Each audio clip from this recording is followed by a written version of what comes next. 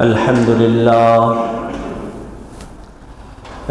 لله نحمده ونستعينه ونستغفره ونؤمن به ونتوكل عليه ونعوذ بالله من شرور أنفسنا ومن سيئات أعمالنا من يهده الله فلا مضل له ومن يضلله فلا هادي له ونشهد أن لا إله إلا الله وحده لا شريك له ونشهد أن محمدًا عبده ورسوله أما بعد فأعوذ بالله من الشيطان الرجيم بسم الله الرحمن الرحيم يا أيها الذين آمنوا ادخلوا في السلم كافة ولا تتبعوا خطوات الشياطين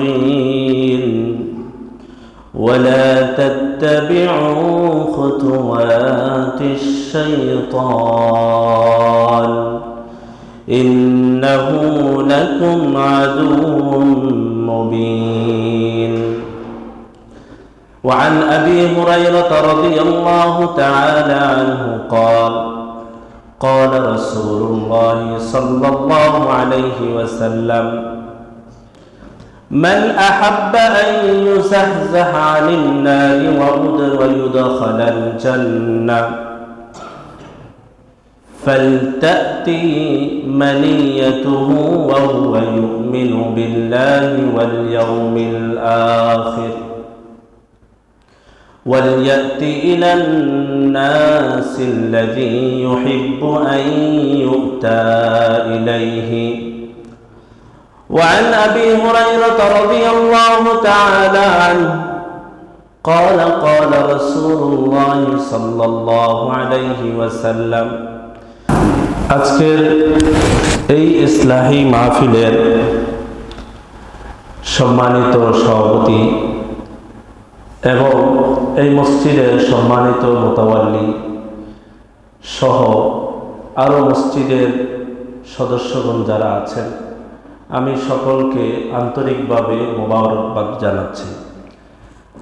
আমরা সকলেই আজকে এই 1 ডিসেম্বরে আল্লাহ মেহেরবানি করে দয়া করে আমাদেরকে মসজিদে কিছু কথা শোনার জন্য উপস্থিত হওয়ার তৌফিক দান করেছেন।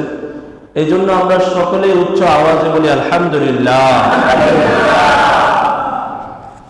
সর্বপ্রথম বলেন, আপনারা সকলে কেমন আছেন? আলহামদুলিল্লাহ, আমিও ভালো আছি। তো খুব অল্প সময়ে আমি কিছু কথা বলবো, ইনশাআল্লাহ আমরা মনোযোগ সহকারে শুনবো। রাজি আছি না ইনশাআল্লাহ? রাসূলুল্লাহ সাল্লাল্লাহু আলাইহি ওয়াসাল্লামের একটি হাদিস আছে। নবী সাল্লাল্লাহু আলাইহি ওয়াসাল্লাম বলেন, খায়রুন নাসি মান তালা উমরুহু ওয়া হাসুনা আমালুহু। তোমাদের মধ্যে সবচেয়ে উত্তম এবং শ্রেষ্ঠ মানুষকে তোমরা জানো? তো নবীজি বলেন, শ্রেষ্ঠ মানুষ এবং উত্তম মানুষ হলো ওই ব্যক্তি যার বয়স বাড়ার সাথে সাথে আমলও সুন্দর হয়ে যায়। বলেন সুবহানাল্লাহ। বয়স বাড়ছে, আমলের উন্নতি হচ্ছে। যখন তার বয়স 20 ছিল, যখন 20 থেকে 30 হলো, আমলের মধ্যে আরেকটু সৌন্দর্যতা আসলো। 20 থেকে 30 থেকে যখন 40 আরো একটু সুন্দর হলো। এইভাবে যত হায়াত বাড়বে আমল তত সুন্দর হবে, এমন ব্যক্তিকে রাসূলুল্লাহ সাল্লাল্লাহু আলাইহি ওয়াসাল্লাম উত্তম ব্যক্তি সাব্যস্ত করেছেন। আমরা সেই জন্য এখানে একত্রিত হয়েছি যে আমরা যেন আমাদের আমলগুলোকে সুন্দর করতে পারি, দৈনন্দিন আমরা যেন আমাদের ঈমান আমলকে আরো মজবুত করতে পারি। এই জন্য আমরা একত্রিত হয়েছি, না কি বলেন? দেখেন, আল্লাহ সুবহানাহু ওয়া তাআলা আমাদেরকে দুনিয়াতে পাঠিয়েছেন। আমাকে একটু বলেন, দুনিয়াতে কি আমরা নিজের ইচ্ছায় এসেছি?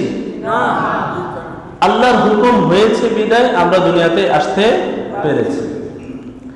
তাহলে আমাদের দুনিয়াতে আসাটা কার হুকুমে?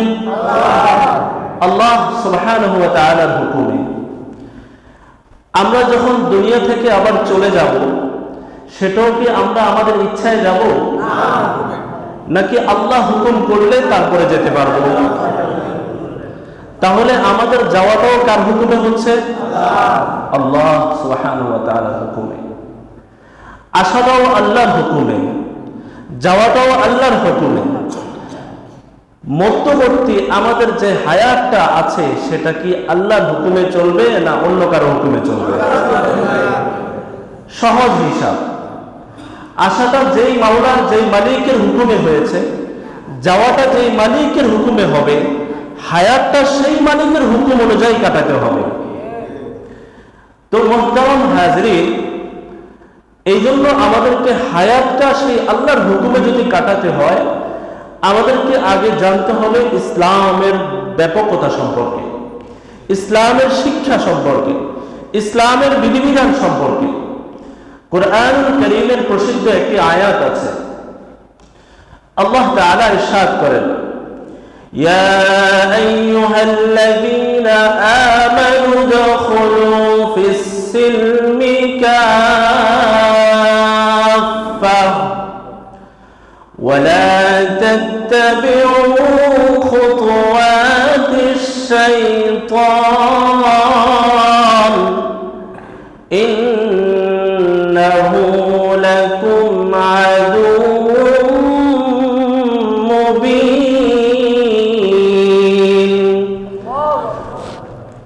আল্লাহ পাক রব্বুল আলামিন বলেন, হে ঈমানদারগণ, তোমরা পরিপূর্ণভাবে ইসলামে প্রবেশ করো,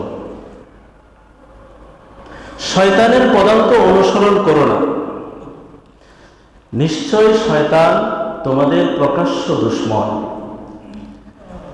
এই আয়াতে গভীর মনোযোগ, এই আয়াতে আল্লাহ পাক রব্বুল আলামিন মুমিনদেরকে সম্বোধন করে বলছেন, তোমরা ইসলামে পরিপূর্ণভাবে প্রবেশ করো। পরিপূর্ণভাবে ইসলামে প্রবেশ করার অর্থ কি? দেখেন, আমরা মসজিদে যে প্রবেশ করেছি, আমরা মসজিদে পরিপূর্ণভাবে প্রবেশ করেছি। যদি আমাদের দেহের একটি পা মসজিদের ভেতরে থাকে, আমার দেহের পা মসজিদের ভেতরে আর মাথাটা মসজিদের বাহিরে, তখন কি এই কথা বলা হবে যে আমি পরিপূর্ণভাবে মসজিদে প্রবেশ করেছি? ঠিক আমাদের জীবনের যতগুলো অঙ্গন আছে, মুসলিমের জীবনের যতগুলো অংশ আছে, এই সবগুলো অংশ যেন আমাদের ইসলামের ভিতরে ঢুকে যায়। জীবনের কিছু অংশ ইসলামের ভেতরে, কিছু অংশ ইসলামের বাহিরে, কিংবা ইসলামের জীবনের কিছু অংশে ইসলামের অনুসারী আর কিছু অংশে ইসলাম থেকে খারিজ, এমন যেন না হয়। মুহতারাম হাজরিন, তাহলে আল্লাহ তাআলা বলেছেন তোমরা পরিপূর্ণভাবে ইসলামে প্রবেশ করো। এই ইসলামে পরিপূর্ণ প্রবেশ করার অর্থ হলো যে আমার জীবনের যতগুলো সাইড, যতগুলো অংশ, যতগুলো অঙ্গ আছে, ক্ষেত্র আছে, সবগুলো কিসের মোতাবেক হতে হবে? ইসলামের মোতাবেক। তখন এই কথাটা আল্লাহ যে আমাদেরকে সম্বোধন করেছেন, হে মুমিনগণ পরিপূর্ণভাবে ইসলামে প্রবেশ করো, এটার অর্থ তখন সাব্যস্ত হবে। দেখেন, বড় আশ্চর্যের কথা হলো, এই যে আল্লাহ সম্বোধন করেছেন, এই সম্বোধনটা কিন্তু আল্লাহ কোনো অমুসলিমকে করেন নাই। অমুসলিমকে করেছেন? আল্লাহ মুসলিমকে সম্বোধন করে বলছেন, হে মুসলমানগণ তোমরা ইসলামে পরিপূর্ণভাবে প্রবেশ করো। মুহতারাম হাজিরিন, বোঝা গেল ইসলামে পরিপূর্ণভাবে আমাদেরকে প্রবেশ করতে হবে।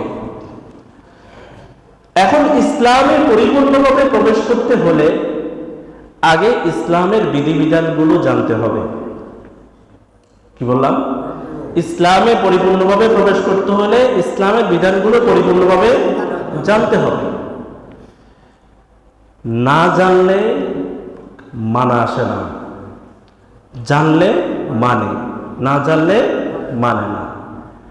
যখন আমরা ইসলামের বিধানগুলো সম্পর্কে জানবো, তখন ইসলামকে আমি মানব। উলামায়ে কেরাম এই যে ইসলামের মানার বিষয় যখন আসছে, তো ইসলাম মানার কি অর্থ? ইসলামের বিধিবিধান, ইসলামের শিক্ষাগুলো, ইসলামের বিধিবিধানের ব্যাপকতা সম্পর্কে আমাদেরকে সচেতন হতে হবে। আমার কথাগুলো মনোযোগ সহকারে শুনবেন। কি বললাম? ইসলামকে জানার কি অর্থ? ইসলামের শিক্ষা, ইসলামের বিধিবিধান, এই বিধিবিধানের ব্যাপকতা সম্পর্কে জানতে হবে। এটা জানার জন্য আমাদেরকে দুইভাবে চিন্তা করতে হবে। নাম্বার এক, আমাদের জীবনের অঙ্গনগুলোর ক্ষেত্রে ইসলামের কি শিক্ষা?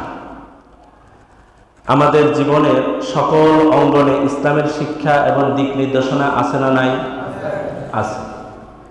অর্থাৎ আমি যখন ঘুম থেকে উঠব, আবার ঘুমে যাওয়া পর্যন্ত, আমি যদি একজন ব্যবসায়ী হই, আমার ব্যবসার শুরু থেকে শেষ পর্যন্ত কি কি বিধান আছে, আমি যদি কৃষক হই, আমার কৃষিকাজের শুরু থেকে শেষ পর্যন্ত কি কি বিধান থাকতে পারে, আমি যদি একজন চাকরিজীবী হই, আমার চাকরির বিষয়ে কি কি বিধান আছে, এই যে আমাদের জীবনের সকল অংশে ইসলামের দিক নির্দেশনা আছে। এইভাবে আমাদেরকে এক নম্বর চিন্তা করতে হবে। নাম্বার দুই, ইসলামের শিক্ষার বিধানগুলো, ইসলামের মৌলিক বিধানগুলো, বিভাগগুলো কি কি, ইসলামের মৌলিক বিভাগগুলো কি কি, এটা আমাদেরকে জানতে হবে। এখন আসেন, আমরা চিন্তা করছি যে আমাদের একজন মানুষের, আমাদের জীবনে চলার পথে অনেক বিষয় আছে, সেটা আমরা বুঝলাম, তাই না ভাই? নাম্বার দুই, আমি ইসলামকে জানার জন্য ইসলামের মৌলিক কোনো কিছু কি আমার কাছে পেশ করা যায় কিনা? হ্যাঁ হ্যাঁ, ইসলামের মৌলিক কিছু বিষয় আছে, এগুলো যদি জানো তাহলে ইসলাম সম্পর্কে তোমার জানা হয়ে যাবে। উলামায়ে কেরাম ইসলামের পুরো ইসলামকে মৌলিকভাবে 5টি ভাগে ভাগ করেছেন। বলেন কয়টি ভাগে? আবার বলছি, উলামায়ে কেরাম ইসলামকে জানার জন্য ইসলামকে মৌলিকভাবে 5টি ভাগে ভাগ করেছেন। কয়টি ভাগে? নাম্বার এক, আকীদা। বলেন নাম্বার এক কি? নাম্বার দুই, ইবাদত। নাম্বার তিন, মুআমালাত। নাম্বার চার, মুআশারাত। নাম্বার পাঁচ, আখলাক। কয়টি হলো? এই 5টি হলো ইসলামের মৌলিক শাখা, মৌলিক বিষয়। এই 5টি হলো ইসলামের মৌলিক বিষয়, মৌলিক বিভাগ। আবার বলছি, নাম্বার এক আকীদা, আমার সাথে বলেন তো। নাম্বার দুই ইবাদত। নাম্বার তিন মুআমালাত। নাম্বার চার মুআশারাত। নাম্বার পাঁচ আখলাক। এই 5টি বিষয়, এই 5টি মৌলিক বিভাগগুলো যদি জানা হয়ে যায়, তাহলে ইসলাম সম্পর্কে আপনার জানা হয়ে যাবে। বলেন আলহামদুলিল্লাহ। আর যখন আপনি এই 5টি বিষয় জেনে যাবেন, তখন আপনি ইসলাম অনুযায়ী নিজের জীবনটাকে পরিচালনা করাটা আপনার জন্য সহজ হবে। নাম্বার এক, আকীদা। আকীদার অর্থ বিশ্বাস। এই যে বিশ্বাস, এটা কিন্তু ইসলামের একটি বিধান, বিস্তৃত মৌলিক শাখা। আকীদা কিন্তু ছোটখাটো বিষয় না, অনেক বিশাল বিস্তৃত একটা বলে যে বিধান। ইসলাম মানুষকে সঠিক ও যথার্থ শিক্ষা দান করে। ইসলামের আকীদাগুলো কি দেখেন, আল্লাহ এক। আল্লাহ কি? আল্লাহ ছাড়া কোনো মাবুদ নাই। রাসূলুল্লাহ সাল্লাল্লাহু আলাইহি ওয়াসাল্লাম আল্লাহ তাআলার নবী এবং শেষ নবী। কিয়ামত হবে, পুনরুত্থান হবে, এগুলো হলো আকীদার মৌলিক কিছু বিষয়। ওই যে 5 নম্বরের মধ্যে 1 নম্বর কি ছিল? আকীদা। ইবাদতের অর্থ হলো উপাসনা।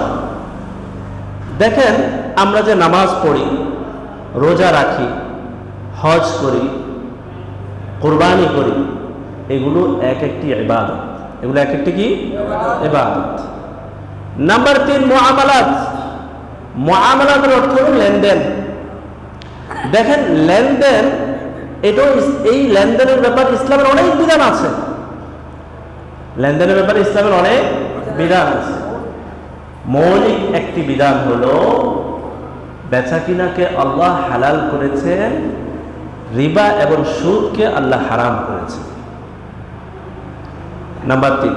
নাম্বার 4 মুআশারাত। নাম্বার 4 কি? মুআশারাত। মুআশারাতের বাংলা অর্থ পারস্পরিক আচরণ। পারস্পরিক আচরণ। এই পারস্পরিক আচরণ, এই মুআশারাতের ব্যাপারেও ইসলামে বিস্তৃত নির্দেশনা আছে। নাম্বার 5 আখলাক। বলেন নাম্বার 5 কি? আখলাক মানে হলো চরিত্র, উত্তম চরিত্র। এই ব্যাপারে রাসূলুল্লাহ সাল্লাল্লাহু আলাইহি ওয়াসাল্লামের একটা হাদিস আপনাদেরকে বলি। কি ব্যাপারে বলছি? আখলাকের ব্যাপারে। কিসের ব্যাপারে? পরস্পর একে অপরের সাথে সুন্দর চরিত্রের সাথে একে অপরের সাথে আচরণ করা, আখলাক, চরিত্র। রাসূলুল্লাহ সাল্লাল্লাহু আলাইহি ওয়াসাল্লাম তার প্রিয় একজন সাহাবী আনাস ইবনে মালিক রাদিয়াল্লাহু তাআলা আনহুকে একদিন ডেকে বললেন, হে আমার বৎস, ইন কদারতা আন তুসবিহা ওয়া তুমসিয়া ওয়া আনতা ফি কলবিকা ওয়া লাইসা ফি কলবিকা গাযরিশুন লি আহাদিন ফাফআল। হে আমার বৎস, তোমার পক্ষে যদি সম্ভব হয়, তুমি সকাল আর সন্ধ্যা এমন অবস্থায় অতিবাহিত করবে যে তোমার অন্তরে কারো প্রতি বিদ্বেষ থাকবে না, তাহলে তুমি তাই করো। তোমার অন্তরে কারো প্রতি বিদ্বেষ থাকবে না, এই অবস্থায় যদি তুমি সকাল আর সন্ধ্যা করতে পারো, তাহলে তুমি সেভাবেই করো। ওয়াযালিকা মিন সুন্নতি। হে আমার বৎস, মনে রাখবা, এটা আমার সুন্নত। ওয়ামান আহইয়া সুন্নতি ফাকাদ আহাব্বানি। যে ব্যক্তি আমার সুন্নতকে জিন্দা করে, সে আমাকে ভালোবাসে। ওয়ামান আহাব্বানি কানা মাই ফিল জান্নাহ। আর যে ব্যক্তি আমাকে ভালোবাসে, কাল কিয়ামতের ময়দানে সে আমার সাথে একসাথে জান্নাতে থাকবে। এখানে আল্লাহর হাবিব সাল্লাল্লাহু আলাইহি ওয়াসাল্লাম আনাস ইবনে মালিককে ডেকে সম্বোধন করলেন, আনাস আমার বৎস, সকাল শুরু আর সন্ধ্যা শেষ, এটা তুমি অতিবাহিত করবা, তোমার দিলে কারো প্রতি কোনো বিদ্বেষ রাখা যাবে না। এইভাবে যদি তুমি করতে পারো, তাহলে তাই করো। আর মনে রাখবা, এটা কোনো ছোটখাটো বিষয় না, এটা আমার সুন্নাহ, এটা আমার, এতটুকু মনে থাকবে তো। অন্তরে কারো প্রতি বিদ্বেষ না থাকা, এটা নবীজির একটা সুন্নাহ। মনোযোগ সহকারে মনে শুনছেন তো? আমরা সুন্নত বলতে কি বুঝি?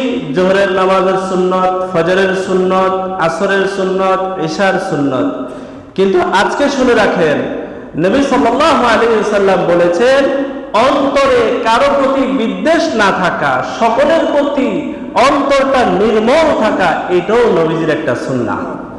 বলেন সুবহানাল্লাহ। এরপরে আরেকটি হাদিস শুনেন। রাসূলুল্লাহ সাল্লাল্লাহু আলাইহি ওয়াসাল্লাম অনেক দীর্ঘ হাদিস আমি আপনাদেরকে সংক্ষেপে বলছি। নবীজি বয়ান করছেন, কথা বলছেন, সাহাবারা নবীকে ঘিরে বসে আছেন। এরপরে রাসূলুল্লাহ সাল্লাল্লাহু আলাইহি ওয়াসাল্লাম সাহাবাদেরকে বললেন, ইয়াতলু আলাইকুমুল আন রাজুলুম মিন আহলিল জান্নাহ। ও আমার সাহাবারা, এই এখন যেই লোক দরজা দিয়ে প্রবেশ করবে সে একজন জান্নাতি লোক।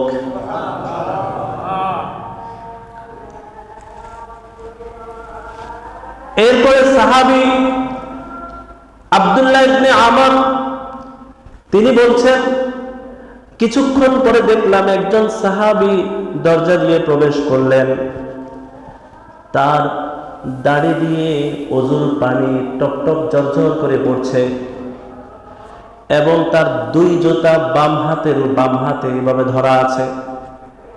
প্রবেশ করে সে রাসূলুল্লাহ সাল্লাল্লাহু আলাইহি ওয়াসাল্লামের মাজলিসে বয়ানে বসে গেছেন। দ্বিতীয় দিন রাসূলুল্লাহ সাল্লাল্লাহু আলাইহি ওয়াসাল্লাম আবার বয়ান করছেন। এই মুহূর্তে নবীজি আবার বললেন, ইয়াতলু আলাইকুমুল আন রাজুলুম মিন আহলিল জান্নাহ। সাহাবারা, এখন দরজা দিয়ে যে লোকটা, যেই সাহাবীটা ঢুকবে সে একজন জান্নাতি সাহাবী। তৃতীয় দিন যখন আবার বয়ানে বসলেন, নবীজি একই কথা আবার বললেন। তাহলে নবীজি তিনবার একজন ব্যক্তির ব্যাপারে বলছেন, এই লোক যে দরজা দিয়ে এখন ঢুকবে সে জান্নাতি, তাই না? সাহাবী আব্দুল্লাহ ইবনে আমির এই হাদিসটি বর্ণনা করছেন। তিনি বলেন, আমি দেখলাম 3 দিন একই সাহাবী প্রবেশ করলেন, আর সেই সাহাবীর নাম হলো সাদ ইবনে আবি ওয়াক্কাস রাদিয়াল্লাহু তাআলা আনহু। বলেন সুবহানাল্লাহ। আমি কিন্তু সংক্ষেপ করছি। সাদ ইবনে আবি ওয়াক্কাস রাদিয়াল্লাহু তাআলা আনহুর ব্যাপারে নবীজি সাল্লাল্লাহু আলাইহি ওয়াসাল্লাম তিনবার তিন দিন একই ঘোষণা, জান্নাতের সুসংবাদ দিয়েছেন। এখন সাহাবী আব্দুল্লাহ যিনি হাদিসটা বর্ণনা করছেন, তিনি বলেন, আমার মনে কৌতূহল জাগলো, কিরে নবীজি এই ব্যক্তির ব্যাপারে বারবার জান্নাতের সুসংবাদ দিল, কেন দিল? কি আমল তার আছে, কি গুণ তার আছে? এটা উদ্ঘাটন করতে হবে। এটা কি করতে হবে? উদ্ঘাটন করতে হবে, বের করতে হবে। মজলিস যখন শেষ হয়ে গেল, এরপরে সাহাবী আব্দুল্লাহ ওই সাদ ইবনে আবি ওয়াক্কাস ওই বয়স্ক সাহাবীর কাছে গিয়ে বললেন, চাচা, আমার আব্বার একটা কথার উত্তর দেওয়ার কারণে আমি আর বাড়িতে 3 দিন যাব না বলে সিদ্ধান্ত নিয়েছি। অতএব আপনি কি এই 3 দিন আমাকে আপনার বাড়িতে থাকতে দিবেন? বুঝেন নাই? আমার বাবা আমাকে একটা কথা বলছিলেন, আমি উত্তর দিয়েছি বিদায় বাবা রাগ করেছে। এখন আমি 3 দিন শপথ করেছি, 3 দিন বাড়িতে যাব না, আমার কি মেহমান হিসেবে নেবেন আপনি? সাদ ইবনে আবি ওয়াক্কাস রাদিয়াল্লাহু তাআলা আনহু বলেন, ভাতিজা কোনো সমস্যা নাই, থাকো। 3 দিন ওই সাহাবী, ওই সাদ ইবনে আবি ওয়াক্কাস ওই সাহাবীর ঘরে ছিলেন। আব্দুল্লাহ, বর্ণনাকারী আব্দুল্লাহ বলেন, আমি 3 দিন রাত্রেবেলা শুধু খেয়াল করতাম তিনি কোন আমল করতেছেন। বুঝেন নাই? কোন আমল করতেছেন? আব্দুল্লাহ বলেন রাদিয়াল্লাহু তাআলা আনহু, তিনি বলেন, আমি তো কোনো তাকে রাত্রেবেলা বিশেষ কোনো আমল করতে দেখি নাই, তাহাজ্জুদও বেশি একটা পড়তে দেখি নাই। তবে হ্যাঁ, একটা আমল করতে দেখেছি, তিনি যখন রাত্রেবেলা পার্শ্ব পরিবর্তন করতেন, আমরা ঘুমের মধ্যে ডান দিক থেকে বাম দিকে যাই না, যখন তিনি পার্শ্ব পরিবর্তন করতেন তিনি আল্লাহর জিকির করতেন। তিনি যতবার পার্শ্ব পরিবর্তন করতেন বলতেন আল্লাহু আকবার। এই ছাড়া রাতে আর তার কোনো আমল দেখি নাই। আর যখন ফজরের সময় হয়ে গেছে, ফজরের নামাজে মসজিদে চলে আসছেন। 3 দিন মেয়াদ যখন শেষ হয়ে গেল, আব্দুল্লাহ সাহাবী ওই সাদ ইবনে আবি ওয়াক্কাস রাদিয়াল্লাহু তাআলা কে বলতেছেন, চাচা আসলে আমি আপনার সাথে একটু বুদ্ধি খাটিয়ে আমি আপনার সাথে আপনার বাড়িতে 3 দিন থাকার জন্য এসেছিলাম। সেটা কি ছিল? নবীজি আপনার ব্যাপারে তিনবার 3 দিন জান্নাতের সুসংবাদ দিয়েছে। আমার মনে আসলো আপনি কি আমল করেন সেটা দেখব, এই জন্য আমি আপনার বাড়িতে 3 দিন থেকেছি। এরপরে আব্দুল্লাহ বর্ণনাকারী সাহাবী বলেন, ওই মুরব্বী সাদ ইবনে আবি ওয়াক্কাস বলেন, তুমি কি আমল দেখেছো? তো বলল, আমি তো বিশেষ কোনো উল্লেখযোগ্য আমল আপনাকে করতে দেখি নাই। তো এটা বলার পরে আব্দুল্লাহ চলে যাচ্ছেন। তখন মুরব্বী ওই সাহাবী সাদ ইবনে আবি ওয়াক্কাস ডাক দিলেন। ডাক দেওয়ার পরে বললেন, আব্দুল্লাহ যতটুকু আমল করতে দেখেছো আমার আমল ততটুকুই, তবে হ্যাঁ আমি আরেকটা কাজ করি। সেটা কি? লাইসা ফি কলবি গিশন লিআহাদিন, আমি প্রত্যেকটা দিন এমন ভাবে যাপন করি আমার অন্তরে কোনো মুমিন মুসলমান ভাইয়ের প্রতি বিদ্বেষ থাকে না। বলেন সুবহানাল্লাহ। নাম্বার 2, আল্লাহ তাআলা আমার কোনো মুসলমান ভাইকে যে নিয়ামত দান করেন সেই নিয়ামতের উপর আমি তার সাথে হিংসা করি না। কি করি না? সাহাবী আব্দুল্লাহ বর্ণনাকারী আব্দুল্লাহ ইবনে আমর শুনে বললেন, হা হুয়া যাক, আরে এটাই তো সেই আমল যে আমল আপনাকে এই সুসংবাদে উন্নীত করেছেন। এটাই তো সেই আমল যে আমলের ব্যাপারে আল্লাহর নবী আপনাকে জান্নাতি ঘোষণা করেছেন। আর এই আমলটা আমরা করতে পারি না। এটা করতে পারি? অন্তরে কারোর প্রতি বিদ্বেষ ছাড়া চলতে পারি আমরা? কেউ কিছু একটু ভালো অবস্থানে চলে যাচ্ছে আর আমরা তার হিংসা, তার ব্যাপারে গীবত শিকায়ত শুরু করে দিচ্ছি। আজকে থেকে তাহলে শুনেন, ওই যে আগের একটা ঘটনা বললাম, নবীজি আনাস ইবনে মালিককে বলেছেন তুমি অন্তরে কারো প্রতি বিদ্বেষ রেখো না। আর এই হাদিসে নবীজি একজন সাহাবীকে জান্নাতি ঘোষণা দিয়েছেন, তার আমল ছিল কি? অন্তরে কারো প্রতি বিদ্বেষ ছিল না।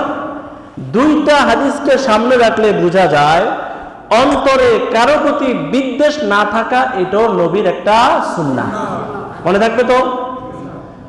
জোহরের সুন্নত পড়ি, তো ইশারের সুন্নত পড়ি, হ্যাঁ বলেছেন ফজরের সুন্নত পড়ি, আসরের সুন্নত পড়ি। আজকে থেকে মনে রাখবেন আরো একটা সুন্নত বলে যাচ্ছি, অন্তরে কোন মুমিনের প্রতি বিদ্বেষ থাকবে না। সকলের প্রতি অন্তরটা নির্মল থাকবে, ফ্রেশ থাকবে। মনে থাকবে তো ইনশাআল্লাহ। এবারে আসেন, আমাদের আরেকটা ছিল, এটা তো আখলাকের কথা বললাম, মুআশারাত, পারস্পরিক আচরণ। পারস্পরিক সুন্দর আচরণকে রাসূলুল্লাহ সাল্লাল্লাহু আলাইহি ওয়াসাল্লাম জাহান্নাম থেকে মুক্তির আলামত আর নিদর্শন বলেছেন। পারস্পরিক সুন্দর আচরণ, একে অপরের সাথে সুন্দর করে কথা বলা, পরস্পর একে অপরের খোঁজ নেওয়া, আমার মাধ্যমে আমার আরেক ভাই যেন কষ্ট না পায়, এই ধরনের চিন্তা করা। এই ব্যাপারে নবীজি বলছেন এই আমলটা যার মধ্যে থাকবে সে কাল কিয়ামতে জাহান্নাম থেকে মুক্তি পেয়ে যাবে। এখন আপনাদেরকে একটা হাদিস শোনাই। এই হাদিসটা মুসনাদে আহমদ এবং মুসলিম শরীফে এসেছে। রাসূলুল্লাহ সাল্লাল্লাহু আলাইহি ওয়াসাল্লাম তিনি ইরশাদ করেন, মান আহাব্বা আন ইউযাহযাহা আনিন নারি ওয়া ইউদখালাল জান্নাতা ফালতাতিহি মানিয়াতুহু ওয়া হুয়া ইউমিনু বিল্লাহি ওয়াল ইয়াউমিল আখির ওয়ালইয়াতি ইলান নাসিল্লাযী ইউহিব্বু আন ইউতা ইলাইহি। মনোযোগ সহকারে শুনবেন।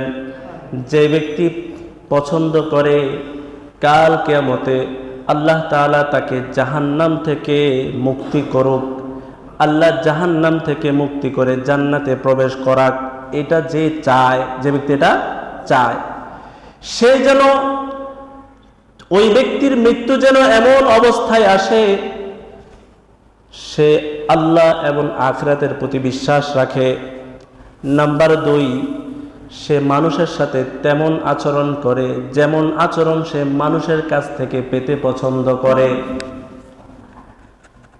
এই হাদিসে একটু সূক্ষ্মভাবে খেয়াল করেন, আমাদের যত ইবাদত বান্দেগী, আমাদের যত পরহেজগারি, আমাদের যত দিনদারি, সবগুলোর মূল উদ্দেশ্য হলো আল্লাহ পাক যেন আমাদেরকে জাহান্নাম থেকে দূরে সরাইয়া জান্নাতে প্রবেশ করাইয়া দেন, তাই কিনা? নবী সাল্লাল্লাহু আলাইহি সাল্লাম বলেন, জাহান্নাম থেকে যদি মুক্তি পেতে চাও, জান্নাতে যদি প্রবেশ করতে চাও, তাহলে তোমাদেরকে দুইটা আমল করতে হবে। কয়টা আমল? নাম্বার 1, তুমি আল্লাহ এবং কিয়ামতের দিবসের প্রতি তোমার পরিপূর্ণ বিশ্বাস থাকতে হবে। নাম্বার 2, মানুষের সাথে সদ্ব্যবহার করতে হবে। এই দুইটা আমল জান্নাত, জাহান্নাম থেকে মুক্তি আর জান্নাত লাভের মাধ্যম। বলেন সুবহানাল্লাহ। তাহলে আসেন, বুঝা গেল পারস্পরিক সুন্দর আচরণ এটা অনেক বড় একটা অংশ, এটা অনেক বড় একটা ইবাদত, অনেক বড় একটা পরহেজগারি, তাকওয়া। না হয় এই শুধু সদ্ব্যবহারকে নবী সাল্লাল্লাহু আলাইহি সাল্লাম জান্নাত লাভ আর জাহান্নাম থেকে মুক্তির মাধ্যম বলেছেন, সাব্যস্ত করেছেন, এটা কি কম ছোটখাটো কোনো ইবাদত হতে পারে? এরপরে এই হাদিসটাকে আমরা আরেক চিন্তা করি। এই হাদিসে নবী সাল্লাল্লাহু আলাইহি সাল্লাম বলেছেন, ওয়ালিয়াতি ইলান নাস আল্লাযী ইউহিব্বু আন ইউতা ইলাইহি। তুমি মানুষের সাথে সেই আচরণটা করো যেই আচরণটা তুমি মানুষের কাছ থেকে পেতে পছন্দ করো। আমার সাথে এটা বলতে হবে, মানুষের সাথে ওই আচরণ করো যেই আচরণ তুমি মানুষের কাছ থেকে পেতে পছন্দ করো। বলেন, মানুষের সাথে ওই আচরণ করো যেই আচরণ মানুষের কাছ থেকে তুমি পেতে পছন্দ করো। মনে থাকবে? আমি মনে করি এটা এমন একটা, নবী সাল্লাল্লাহু আলাইহি ওয়াসাল্লাম এমন একটা বাক্য, এটা দেয়ালে লিখে রাখার মতো। আমার কথা বুঝতেছেন? তাহলে মানুষের সাথে আচরণের যত ক্ষেত্র আছে, যত হতে পারে, অসুন্দর আচরণের যত ক্ষেত্র আছে, যত রূপ হতে পারে, সবগুলো এই নবীজির একটা বাক্যে চলে আসছে, আমি মানুষের সাথে ওই আচরণ করব যে আচরণ আমি মানুষের কাছ থেকে পেতে পছন্দ করি। মনে থাকবে তো ইনশাআল্লাহ? এই রাসূলুল্লাহ সাল্লাল্লাহু আলাইহি ওয়াসাল্লাম এই জন্য বলেছেন, এটাকে বলা হয় মুআশারা। এটাকে কি বলে? বাংলা অর্থ পারস্পরিক আচরণ, একে অন্যের সাথে আচরণ করা। এরপরে আসেন, এই মুআশারাটা ইসলামী শরীয়তে অনেক গুরুত্বপূর্ণ। কেমন গুরুত্বপূর্ণ? ইসলামে পারস্পরিক সুন্দর আচরণকে নফল ইবাদতের চেয়েও বেশি গুরুত্বপূর্ণ বলেছেন। বলেন সুবহানাল্লাহ। আমরা নফল নামাজ পড়ি না? নফল নামাজকে গুরুত্বপূর্ণ মনে করি কিনা? করি না? আজকে শুনে রাখেন, রাসূলুল্লাহ সাল্লাল্লাহু আলাইহি ওয়াসাল্লাম বলেছেন, একে অন্যের সাথে উত্তম আচরণ, সুন্দর আচরণ, এটা নফল নামাজের চেয়েও আরো গুরুত্বপূর্ণ। বলেন সুবহানাল্লাহ। দলিল? এবার আসেন, দলিল কি? দলিল হলো মুসলিম শরীফের একটি হাদিস। রাসূলুল্লাহ সাল্লাল্লাহু আলাইহি ওয়াসাল্লামের কাছে দুইজন মহিলার কথা আলোচনা করা হলো। দুইজন মহিলার কথা আলোচনা করা হলো। আমি সংক্ষেপ করছি, লম্বা করছি না। একজন মহিলা রাতভর তাহাজ্জুদ নামাজ পড়ে, দিনভর নফল নামাজ পড়ে। ফরজ আর ওয়াজিব তো আছে, সাথে সাথে রাতভর নামাজ পড়ে, নফল নামাজ, দিনভর নফল নামাজ পড়ে। কিন্তু সেই ব্যক্তি, সেই মহিলা তার প্রতিবেশীকে কষ্ট দেয়। এই কথাটা যখন নবীজির কাছে আলোচনা করা হলো, এই মহিলার কথা যখন আলোচনা করা হলো, নবী সাল্লাল্লাহু আলাইহি ওয়াসাল্লাম সাথে সাথে বলেছেন, হিয়া মিন আহলিন নার, সেই মহিলা জাহান্নামী। সেই মহিলা কি? এরপরে দেখেন, আরেকজন মহিলার কথা আলোচনা করা হলো, যে মহিলা রাত জেগে জেগে জেগে বেশি তাহাজ্জুদ পড়তে পারে না, দিনের বেলাও বেশি নফল পড়ার সুযোগ হয় না, তবে সে একটা কাজ করে, তার প্রতিবেশীকে কষ্ট দেয় না, প্রতিবেশীকে কাউকে কষ্ট দেয় না, প্রতিবেশীকে কষ্ট দেয় না। নবী সাল্লাল্লাহু আলাইহি ওয়াসাল্লাম শোনা মাত্রই বললেন, হিয়া মিন আহলিল জান্নাহ, সে তো একজন জান্নাতি মহিলা।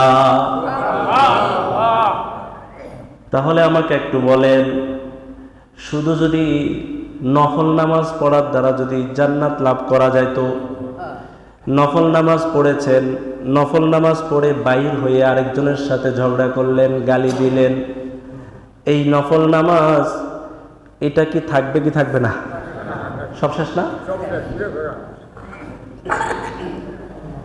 এই নফল নামাজের চেয়েও আরো গুরুত্বপূর্ণ। নবীজি বলেছেন, তুমি নফল কতটুকু পড়তে পারছো সেটা বিষয় না, বিষয় হলো এই নফল নামাজের পরে আরেক ভাইকে কষ্ট না দেওয়া। এই হাদিস থেকে আমরা বুঝলাম, কষ্টদায়ক আচরণ থেকে দূরে থাকা নফল নামাজের চেয়ে উত্তম। মনে থাকবে তো? কষ্টকর আচরণ থেকে বেঁচে থাকা নফল নামাজের চেয়ে গুরুত্বপূর্ণ। এই জন্য আল্লাহর হাবিব সাল্লাল্লাহু আলাইহি ওয়াসাল্লাম বলেছেন, ইন্নার রাজুলা লা ইউদরিকু বিল হুসনি দারাজাতাল কাইমি বিল লাইল। আবু দাউদ শরীফে হাদিসটি এসেছে, একজন ব্যক্তি যদি সে পরস্পর সুন্দর ব্যবহার করে, আচরণ করে, তার আরেক ভাইয়ের সাথে ভালো আচরণ করে, ভালোভাবে কথা বলে, আরেকজন ভাইকে সে কষ্ট দেয় না, আরেকজন ভাইকে সে বিরক্ত করে না, এমন ব্যক্তিকে আল্লাহর হাবিব বলেছেন, রাতে জেগে জেগে যে ব্যক্তি নামাজ পড়েছে তার সমপরিমাণ সে সওয়াব পেয়ে যাবে। রাতে দাঁড়িয়ে দাঁড়িয়ে নামাজ পড়ার ব্যক্তির সাথে আল্লাহর হাবিব তুলনা করেছেন যে ব্যক্তি উত্তম আচরণ করে চলে। বলেন সুবহানাল্লাহ। খুব মনোযোগ সহকারে, গভীর মনোযোগ দিয়ে শুনি। আমরা এই হাদিসগুলো থেকে বুঝলাম, নফল নামাজের চেয়েও পারস্পরিক আচরণ আরো গুরুত্বপূর্ণ। নফল নামাজ গুরুত্বপূর্ণ, কিন্তু এর চেয়ে বেশি গুরুত্বপূর্ণ হলো পারস্পরিক উত্তম আচরণ। এই জন্য উলামায়ে কেরাম, বিশেষ করে হাকিমুল উম্মত মুজাদ্দিদে মিল্লাত আশরাফ আলী থানভী রাহিমাহুল্লাহ তাআলা, তিনি বলেছেন যে আকীদা, মনে আছে, ইবাদত, মুআমালাত, মুআশারাত এবং আখলাক, এই পাঁচটা মৌলিক ইসলামের বিভাগ। আকীদার ব্যাপারে মানুষ সচেতন, ইবাদতও মানুষ জানে, মুআমালাতের ব্যাপারেও অনেক মানুষ সচেতন, কিন্তু অধিকাংশ মানুষ অসচেতন হলো এই মুআশারার, আখলাক তথা পারস্পরিক আচরণ এবং উত্তম চরিত্রের ব্যাপারে। বলেন ঠিক কিনা? এই দুইটা ব্যাপারে মানুষ সবচেয়ে উদাসীন। এই জন্য আমাদেরকে খেয়াল করতে হবে যে আমার কারণে আমার কোনো ভাই যেন কষ্ট না পায়। আপনারা এই হাদিসটা অনেকে শুনেছেন। নবীজি বলছেন, আল মুসলিমু মান সালিমাল মুসলিমুনা মিন লিসানিহি ওয়া ইয়াদিহি। মুসলমান তো সেই ব্যক্তি যে ব্যক্তির এই হাত এবং পা থেকে, মিন লিসা, হাত এবং জবান থেকে আরেক ভাই নিরাপদ থাকে, আরেক ভাই মুক্ত থাকে। আমরা একজন আরেকজনকে কষ্ট দেওয়ার মাধ্যম হলো জবান। নাম্বার 1 কি? জবান। মুখে গালি দেওয়া, মুখে গীবত করা, মুখে তাকে কটাক্ষ করা, মুখে তার পরনিন্দা করা। নাম্বার 2 হলো হাত দিয়ে তাকে প্রহার করা, হাত দিয়ে তাকে মারা, কিংবা হাত সংক্রান্ত যতগুলো বিষয় আছে, হাত দিয়ে ভুলভাল দলিল লেখা, ওটাও কিছু দিয়ে হয়, হাত দিয়ে হয় না? ভুয়া দলিল আপনি হাত দিয়ে লিখে সই করে দিলেন। তো এই জন্য একটা ফ্যান দেওয়া যাবে? ফ্যান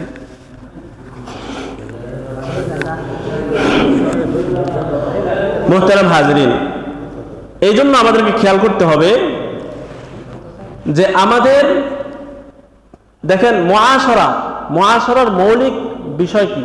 আবার বলছি, খুব খেয়াল করেন, মুআশারার মৌলিক কথা হলো আমি আজকে থেকে কাউকে কষ্ট দিব না।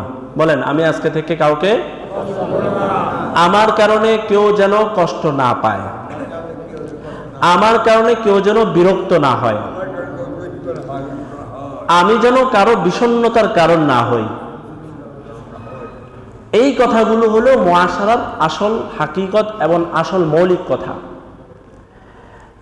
মিকদাদ রাদিয়াল্লাহু তাআলা নামে একজন সাহাবী ছিলেন। সেই সাহাবী তিনি বলেন, আমরা কয়েকজন মানুষ মদিনার দূর প্রান্ত থেকে মদিনায় এসেছি নবীজির কাছে থাকার জন্য, নবীজির কাছে থাকার জন্য। তো রাত্রিবেলা যখন হলো, আমরা মসজিদে নববীতে শুয়ে গেছি।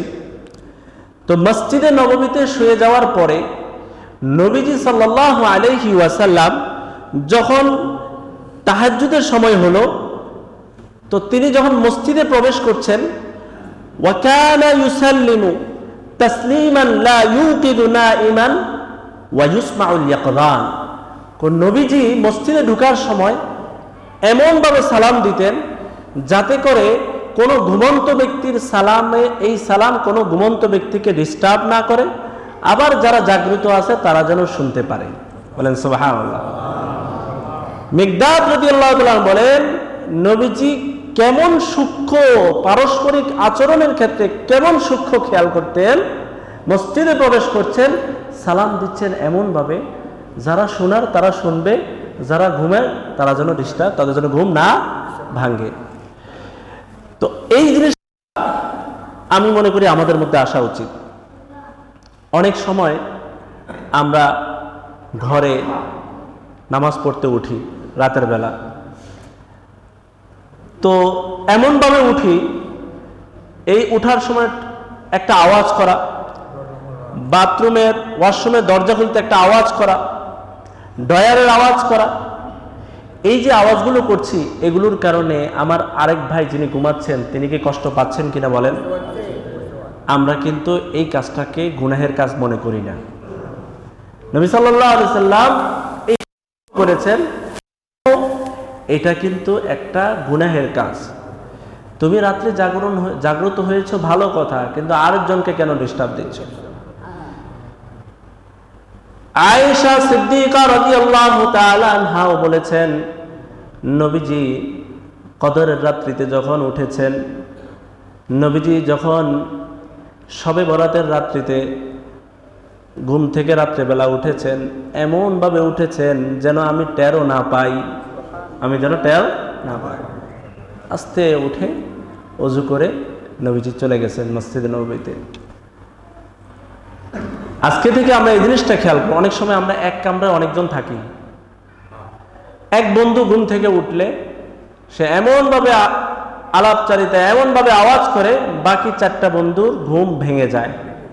নাম্বার 2, আমরা যখন একসাথে কয়েকজন থাকি, একজন এত উচ্চ আওয়াজে হাসতেছে, এত উচ্চ আওয়াজে কথা বলতেছে, বাকি চারজনের কষ্ট হচ্ছে।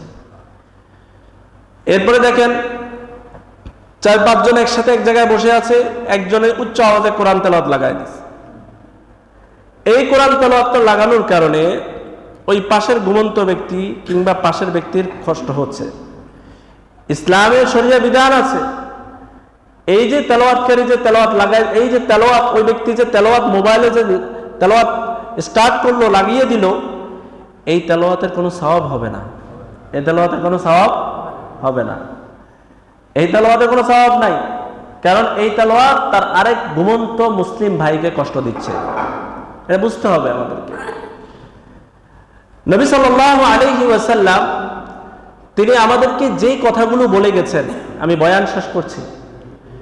নবীজি তার প্রতিটা কথার মধ্যে উজ্জ্বল আদর্শ ছিলেন কিনা? নবীজি নামাজের কথা বলেছেন, তার নামাজ সবচেয়ে বেশি সুন্দর ছিল। নবী সাল্লাল্লাহু আলাইহি ওয়াসাল্লাম রোজার কথা বলেছিলেন, তার রোজা সবচেয়ে সুন্দর ছিল।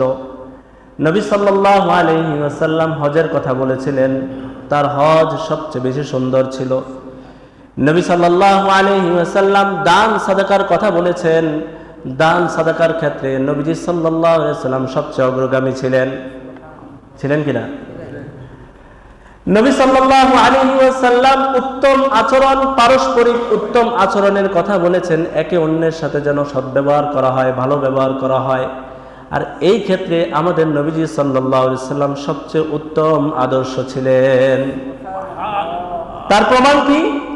প্রমাণ হলো নবী সাল্লাল্লাহু আলাইহি ওয়াসাল্লাম যাদের সাথে বড় হয়েছেন, যারা নবীজিকে ছোটবেলা থেকে দেখেছেন, যারা নবীজির ভেতর আর বাহির জানেন, ভেতর আর বাহির, ভেতরের স্বভাব কি, বাহিরের স্বভাব কি, সব জানেন। তারা নবী সাল্লাল্লাহু আলাইহি ওয়াসাল্লামের ব্যাপারে সাক্ষ্য দিয়েছেন। তিনি হলেন আল আমিন, তিনি হলেন আস-সাদিক, তিনি হলেন আল মাসদুক। নবীজি হলেন সবচেয়ে বিশ্বস্ত, নবীজি হলেন সবচেয়ে সত্যবাদী, নবীজি হলেন সবচেয়ে আমানতদার। এই সাক্ষ্যগুলো দিয়েছিল কিনা বলেন? এরপরে আয়েশা সিদ্দিকা রাদিয়াল্লাহু তাআলা আনহার কাছে জিজ্ঞাসা করা হলো নবীজির আখলাক, স্বভাব চরিত্র কেমন ছিল। আয়েশা সিদ্দিকা রাদিয়াল্লাহু তাআলা আনহা বলেন, কানা খুলুকুহু আল কুরআন। প্রিয় নবী মুহাম্মদুর রাসূলুল্লাহ সাল্লাল্লাহু আলাইহি ওয়াসাল্লামের চরিত্র ছিল কোরআন। কি ছিল? অর্থাৎ তিনি কোরআনের বাস্তব নমুনা ছিলেন। ইমাম বুখারী রাহিমাহুল্লাহ তাআলা আল আদাবুল মুফরাদ একটা কিতাবে আছে, সেখানে তিনি বলেন নবীজি সাল্লাল্লাহু আলাইহি ওয়াসাল্লাম কখনো তার স্ত্রীকে প্রহার করেন নাই। নবীজি সাল্লাল্লাহু আলাইহি ওয়াসাল্লাম কখনো তার খাদেমকে প্রহার করেন নাই। হযরত আনাস বিন মালিক রাদিয়াল্লাহু তাআলা আনহু, এই সাহাবী, তিনি যখন ছোট ছিলেন তার মা তাকে নিয়ে এসে নবীজির কাছে এসে হাজির করে বললেন, ইয়া রাসূলুল্লাহ, এই যে আমার ছেলে, তাকে আপনার কাছে রেখে গেলাম, আমার ছেলেকে আপনার কাছে রেখে গেলাম, সে আপনার থেকে দিন শিখবে আর আপনার খেদমত করবে। খুব মনোযোগ সহকারে শুনি। আনাস বিন মালিক রাদিয়াল্লাহু তাআলা আনহু বলেন, আমি রাসূলুল্লাহ সাল্লাল্লাহু আলাইহি ওয়াসাল্লামের কাছে 10 বছর ছিলাম। কত বছর? খাদামতু রাসূলুল্লাহ সাল্লাল্লাহু আলাইহি ওয়াসাল্লাম 10 সিনিন। আমি নবীজির 10 বছর সেবা করেছি, কিন্তু এই 10 বছরে নবীজি কখনো আমাকে উফ শব্দটা পর্যন্ত বলে নাই। কি বলে নাই? উফ শব্দটা। অর্থাৎ আমি কষ্ট পাবো, এই জন্য নবীজি কখনো আমাকে কোনো ধরনের উফ শব্দ পর্যন্ত বলে নাই। আমি যে কাজ করেছি, কাজটা করার পরে আমাকে নবীজি বলে নাই এটা কেন করেছো, এটা হয় নাই, ঠিক হয় নাই, এরকম নবীজি কখনো বলে নাই। বা নবীজি আমাকে একটা কাজ করতে নিষেধ করেছে, হ্যাঁ, এরপরে আবার এটা বলে নাই যে তুমি এই কাজটা, আমি এটা করে ফেলছি, এরপরে বলে না কেন করো নাই। এক কথায় আমার প্রত্যেকটা কাজের পরে নবীজি কখনো আমাকে উফ শব্দ বলে নাই। এখান থেকে বোঝা যায়, আচ্ছা বলেন, একটা বাচ্চা শিশু কতই না উল্টাপাল্টা কাজ করে না, করে কিনা? আনাস বিন মালিক রাদিয়াল্লাহু তাআলা ছোট, হুজুরের কাছে যখন ছিলেন, একটা বাচ্চা মানুষ, ছেলে মানুষ কত উল্টাপাল্টা করে, কিন্তু নবীজি আচরণের ক্ষেত্রে উত্তম নমুনা, উত্তম আদর্শবান ছিলেন। সেই জন্য কখনো তার এই খাদেমকে কখনো উফ শব্দ বলেন নাই, কষ্ট পাবে এমন কোনো কথা বলেন নাই। এই জন্য মনে রাখবেন, আজকে কয়েকটা কথা আমরা শুনেছি। 1 নাম্বার শুনেছি যে অন্তরে কারো প্রতি বিদ্বেষ না থাকা, সবার প্রতি অন্তর নির্মল থাকা, এটা নবীজির কি সুন্নাহ, মনে থাকবে তো? আর নবীজির সুন্নাহ যিনি প্রত্যেকবার বাস্তবায়ন করবে, সে যেন নবীজিকে ভালোবাসলো। আর যে নবীজিকে ভালোবাসলো, সে নবীজির সাথে কোথায় থাকবে? জান্নাতে থাকবে। এই যে মনে রাখবেন, উত্তম চরিত্র, উত্তম ব্যবহার, এটা নবীর সাথে জান্নাতে একসাথে থাকার একটা আমল। বলেন সুবহানাল্লাহ। নাম্বার 2 যেটা জানতে পারলাম আজকে, উত্তম আচরণ পারস্পরিক ভালো ব্যবহার, সৎ ব্যবহার, এটা নফল নামাজের চেয়েও বেশি গুরুত্বপূর্ণ। মনে থাকবে তো? নফল নামাজের চেয়েও বেশি গুরুত্বপূর্ণ, এটা আমাদের যেন মনে থাকে। নাম্বার 3, আমরা চলার পথে কখনো আমরা কোনো ভাইকে কষ্ট দিব না, আমাদের কোনো খাদেম, সেবক, কর্মচারী এদেরকে কষ্ট দিব না। আমরা কখনো আমাদের স্ত্রীদেরকে প্রহার করব না, কারণ নবীজি কখনো তার স্ত্রীদেরকে প্রহার করেন নাই। এই জন্য আপনি যখন একটা মানুষকে কষ্ট দিবেন, তখন সে কিন্তু আপনার প্রতি তার যে ভালোবাসা সেটা উঠে যাবে। সেটা কি? উঠে যাবে। এটা বড় একজন শায়ের এই কথাটা বলেছেন। দেখেন, কষ্ট, বিষণ্ণ আর ভালোবাসা কখনো এক হতে পারে না। আপনি একটা মানুষকে কষ্ট দিচ্ছেন, আবার বলবেন সে আমাকে ভালোবাসে, এটা কখনো হতে পারে না। আপনি আপনার স্বামীকে কষ্ট দিচ্ছেন, আবার বলবেন আমি আমার স্বামীকে ভালোবাসি বা স্বামী আমাকে ভালোবাসে, এটা কখনো হতে পারে না। আপনি আপনার স্ত্রীকে কষ্ট দেন, আবার বলবেন স্ত্রীর সাথে আমার ভালোবাসা আছে। নো, এটা আপনার মুখের কথা, ভালোবাসা নাই। কেন? কিতাবে আছে যে ভালোবাসা আর কষ্ট যখন একসাথে হয়, কখনো ভালোবাসা সেখানে থাকে না। এজন্য আমরা আজকে থেকে অতীতে যদি কাউকে কষ্ট দিয়ে থাকি, কাউকে যদি আমরা অন্যায়ভাবে প্রহার করে থাকি, কারো জমিন যদি অন্যায়ভাবে ভোগ করে থাকি, আমরা কারো জমিন অন্যায়ভাবে দলিল করে থাকি, আমরা আজকে থেকে তওবা করি। করতে পারবো না ইনশাআল্লাহ? আমরা যদি তওবা করি, তাহলে আল্লাহ পাক রব্বুল আলামিন আমাদেরকে সামনের জীবনটা জান্নাতি হিসাবে থাকার আল্লাহ তাআলা সেই তৌফিকটা দান করবেন। আমরা কি এই নিয়ত করতে পারি কিনা? এখন এখানে তাওবার সিস্টেম কি? তাওবার সিস্টেম হলো, যাকে কষ্ট দিয়েছি তার কাছে গিয়ে ক্ষমা চাওয়া। ভাই, তোমার বিরুদ্ধে আমি এতদিন শুধু বদনাম করেছি, আল্লাহর ওয়াস্তে তুমি আমাকে মাফ করে দাও। কারণ কবরে লজ্জিত হওয়ার চেয়ে এখানে লজ্জিত হওয়া আরো বেশি ভালো। ভাই, তোমার এই জায়গাটা আমি ইচ্ছাকৃতভাবে জেনে শুনে এটা আমি ভোগ করছি, আজকে থেকে 45 পর্যন্ত শেষ করে দিতেছেন। 45 পর্যন্ত শেষ করে দিতেছেন।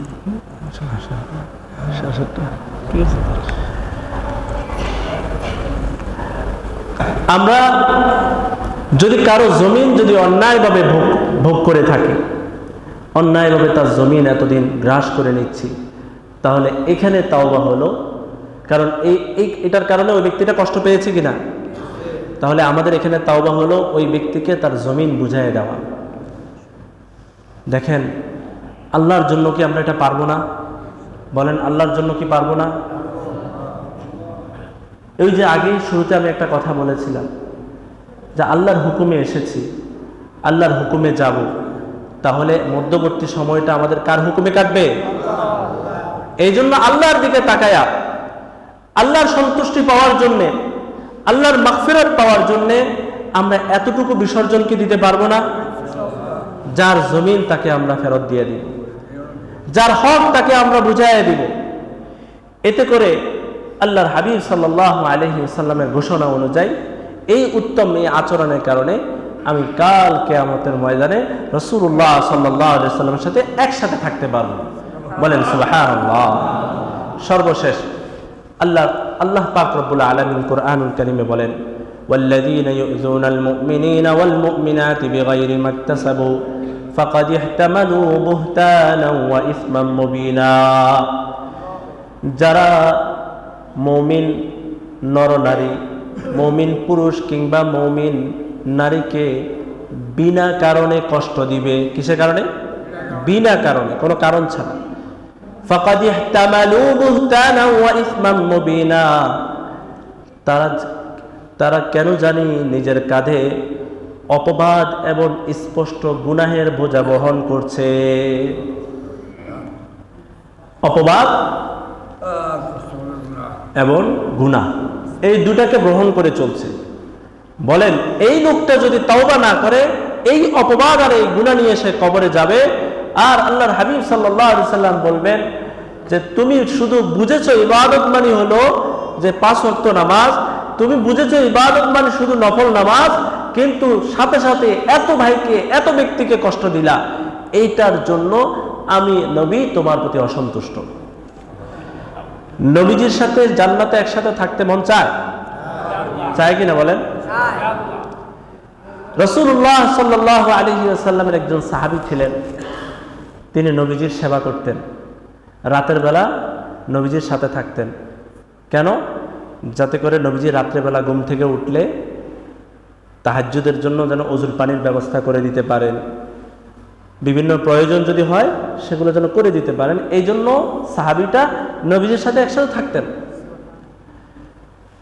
ওই সাহাবী তার নিয়ম অনুযায়ী একদিন সে ওযুর পানির ব্যবস্থা করে দিয়েছে। আতাইতুহু বিমা ইউযুইন, আমি পানি ব্যবস্থা করে দিলাম, তাহাজ্জুদের ওযুর পানি। এরপরে রাসূলুল্লাহ সাল্লাল্লাহু আলাইহি ওয়াসাল্লাম এই খেদমত, এই সেবা দেখে এত সন্তুষ্ট হলেন। নবীজি বলেন, হে আমার সাহাবী, বলো তুমি কি চাও? তুমি কি চাও? আমার কাছে কি চাও তুমি? ওই সাহাবী সাথে সাথে বললেন, আসআলুকা মুরাফাকাতাকা ফিল জান্নাহ। হে আল্লাহর রাসূল সাল্লাল্লাহু আলাইহি ওয়াসাল্লাম, আল্লাহর হাবিব, আমি দুনিয়ার কোনো কিছু চাই না, আমি জান্নাতে আপনার সাথে একসাথে থাকতে চাই। আমি জান্নাতে আপনার সাথে একসাথে। তখন রাসূলুল্লাহ সাল্লাল্লাহু আলাইহি ওয়াসাল্লাম বললেন, যদি তুমি এই কামনা করে থাকো তাহলে তুমি আমাকে ফাআইন্নি আলা কাসরাতিস সুজুদ, এই ব্যাপারে অধিক সেজদার মাধ্যমে আমাকে তুমি সহযোগিতা করো, বেশি বেশি নফল নামাজের মাধ্যমে সহযোগিতা করো। ভালো। এই হাদিসে যেই কথাটা বোঝাতে চাচ্ছি, এই সাহাবী নবীর সাথে জান্নাতে থাকতে চেয়েছে না? এবারে আসেন, নবীজি কি বলেন? নবীজি বলেন, যে ব্যক্তি আমার প্রতিটা সুন্নাহকে অনুসরণ করবে, বিশেষ করে মানুষের সাথে পরস্পর উত্তম আচরণ করবে, ভাই ভাই ভালো ব্যবহার করবে, কথা বললে রাগ করবে না, কথা বললে মনে কষ্ট নেবে না, বরং উত্তম আচরণের মাধ্যমে সমাজে চলবে, এইভাবে জিন্দেগিটাকে কাটায় দিবে, এই সুন্নাহটা যদি কেউ ভালো করে বাস্তবায়ন করে, তাহলে সেই লোকটাও কিয়ামতের ময়দানে ওই সাহাবীর মতো আমার সাথে থাকবে। সাহাবারা নবীজির কাছে আবেদন করেছেন জান্নাতে একসাথে থাকার জন্য। সাহাবারা তো নবীকে দেখেছেন, আমরা কি নবীকে দেখেছি? কিন্তু নবীজি আমাদেরকে কিন্তু ভুলে যান নাই। আজকে থেকে বলেন, আমরা আজকে থেকে এই ওয়াদা করি যে আজকে থেকে সমাজে আমরা একে অপরের সাথে মিলেমিশে থাকবো ইনশাআল্লাহ। বলেন ইনশাআল্লাহ। আমরা আজকে থেকে একে অন্যকে বিনা কারণে কষ্ট দিব না। বলেন ইনশাআল্লাহ। আমরা আজকে থেকে কষ্টদায়ক আচরণ থেকে নিজেকে হেফাজত করব। বলেন ইনশাআল্লাহ। আজকে থেকে আমরা পুরুষ কিংবা নারী পরস্পর এমনভাবে থাকব যাতে করে আমার ভাই আমার আচরণে কষ্ট না পায়। বলেন ইনশাআল্লাহ। এইভাবে যদি আমরা চলি, আল্লাহ পাক রব্বুল আলামিন আমাদেরকে ক্ষমা করবেন, আমাদের জীবনটাকে জান্নাতি জীবন হিসেবে কবুল করবেন। আল্লাহ আমাদেরকে এই কথাগুলোর উপর আমল করার তৌফিক দান করেন। ওয়া আখিরু দাওয়ানা আলহামদুলিল্লাহি রাব্বিল আলামিন ওয়া মা তৌফিক ইল্লা বিল্লাহ।